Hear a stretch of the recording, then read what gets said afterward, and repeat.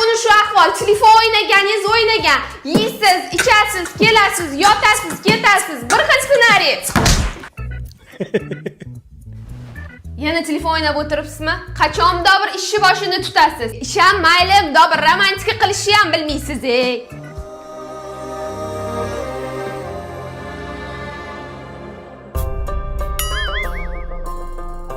Ey, nima qilyapsiz? Romantika so'rovding, romantika qilyapman. To'xtab turib bitta gul qisilib qoldi. Shunaqa jirkanch romantika ham bo'ladimi? Endi PlayStation o'ynayapsizmi? Keling, sizni bir gazingizni berib qo'ying.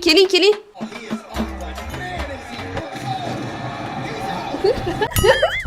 Ota qachon uyga ketasan? Ha, nimaga ketamanman? Mol eriga qo'l ko'tarding, nakavt qilib qo'yding. Bir umr qolaman, keyin ketaman. Yuring, mana bu yoqqa gap bor sizda.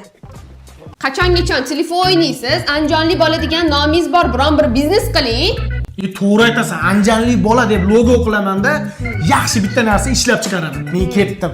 To'xting, avval brendingizni patent qildiring. Assalomu alaykum. Intellektual biznes patentlash markaziga xush kelibsiz. Aka, agar brendimni patent qildirmasam nima bo'ladi? Agar brendingizni vaqtida patentlab qo'ymaydigan bo'lsangiz, sizning nomingizdan hamma viloyatda xohlagan odam foydalansa bo'ladi. Eng yomon tarafi, sizdan oldin patentlab qo'yishsa, siz birinchi ochgan bo'lsangiz, nomingizni o'zgartirishga majbur bo'lasiz. Yetmaganiga katta miqdordagi shtrix ham to'lashingiz mumkin. Aka, sizlarda yomon ko'p san'atkorlar kelib patent qildirishadi ekan brendini.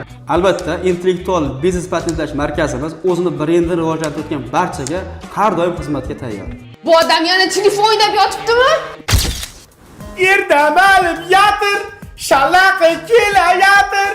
Voy, shalaqi kelayotir.